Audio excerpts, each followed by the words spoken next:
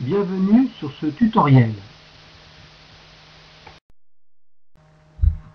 Nous allons voir les grandes caractéristiques d'un hébergement gratuit de type www.egeon.info. Nous avons créé un hébergement qui s'appelle monsite.egeon.info et nous allons nous connecter sur l'interface d'administration pour voir les différentes caractéristiques et ce qu'on aura besoin pour regarder les paramètres, faire des modifications, etc.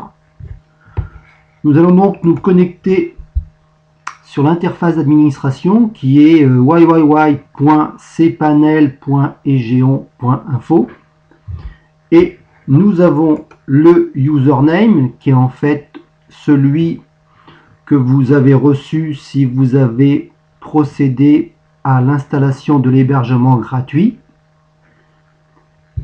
C'est le nom qui vous est alloué. Vous avez aussi votre mot de passe que vous connaissez. Et nous allons donc nous connecter sur celui-ci qui a déjà été forcément effectué.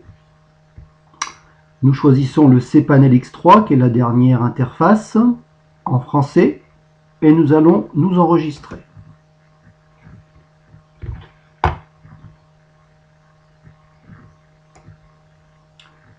Nous voyons donc sur la gauche un certain nombre de caractéristiques qui sont allouées à ce compte.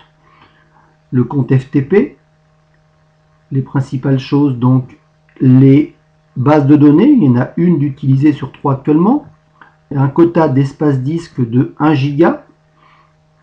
Après donc l'espace utilisé actuellement puisque un site a été installé, le quota de bande passante et nous avons aussi justement un peu plus d'informations, toutes les informations correspondant à ce compte qui ont normalement été envoyées au demandeur lorsqu'il a fait la demande d'installation de site et d'hébergement.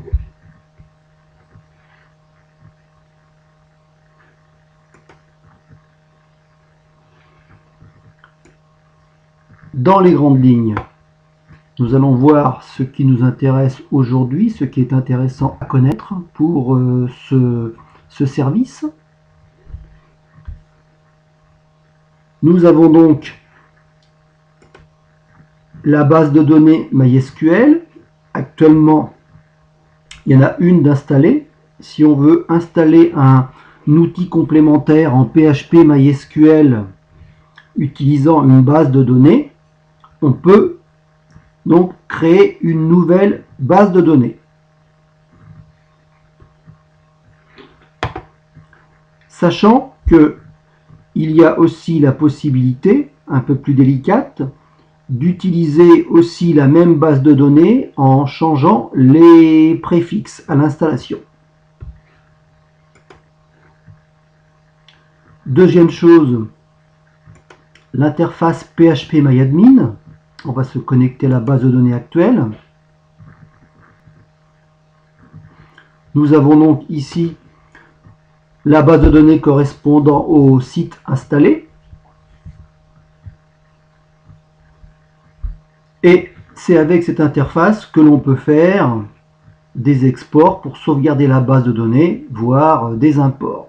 Et aussi un certain nombre d'opérations liées à MySQL pour les spécialistes des bases de données.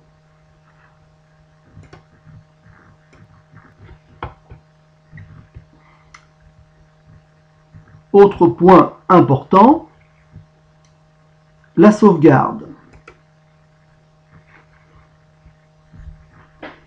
Vous pouvez donc sauvegarder les fichiers par un compte FTP.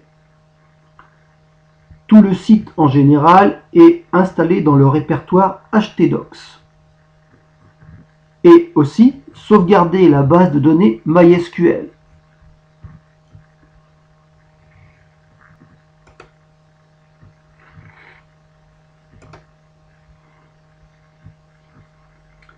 Ensuite,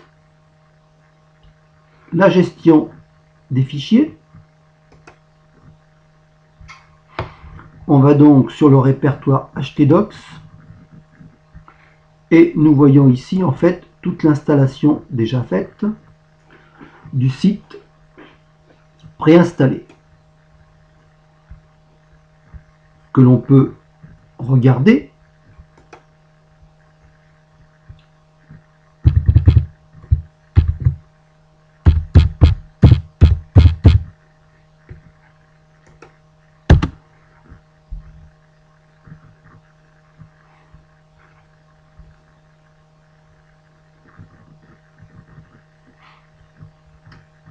Voici donc le site installé actuellement sur cet hébergement. C'est un Joomla 2.5 version multilingue.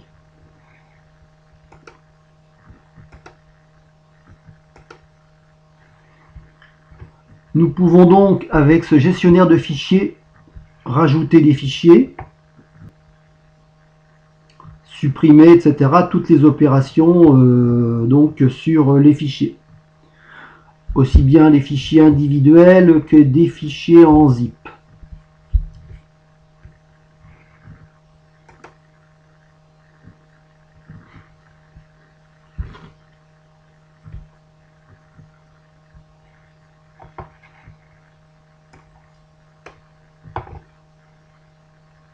Ensuite, nous avons dans les services software quelque chose de très intéressant qui est donc le script installeur. Le script installeur, pour les débutants, permet d'avoir une installation automatique de certains produits PHP MySQL. Donc, je vais cliquer sur passer. Et vous voyez ici, on a une bibliothèque complète de produits PHP MySQL, bon, qui sont des produits anglais, sachant que la plupart ont une correspondance française, mais il faudra charger le package tel que ça a été fait pour Joomla multilingue. Donc vous voyez, donc on a Joomla 2.5.6 qui après peut se mettre à jour dans la dernière version. Voilà toutes les possibilités que l'on a pour installer rapidement quelque chose sur son hébergement.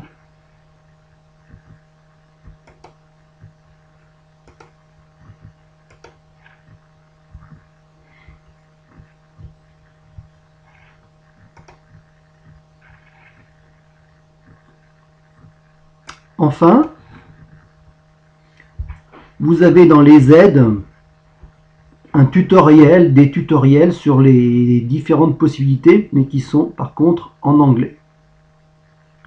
Vous avez aussi les outils réseau qui vous permettent de faire des tests sur vos sites, etc.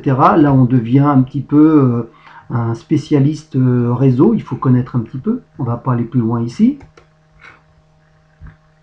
Et dernière chose très importante, vous avez un support en ticket lorsque vous avez un incident pour pouvoir solutionner quelque chose, une demande ou un incident survenu dans votre demande d'hébergement ou d'installation.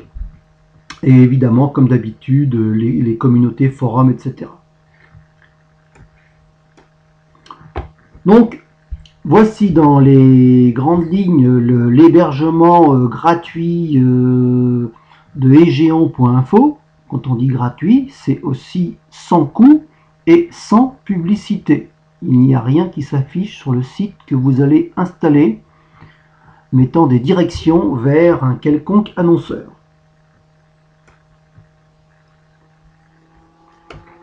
Voici.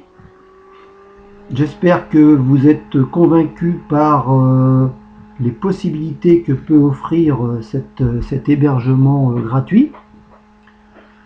Et puis, je vous souhaite bonne chance et n'hésitez pas à le tester. Au revoir.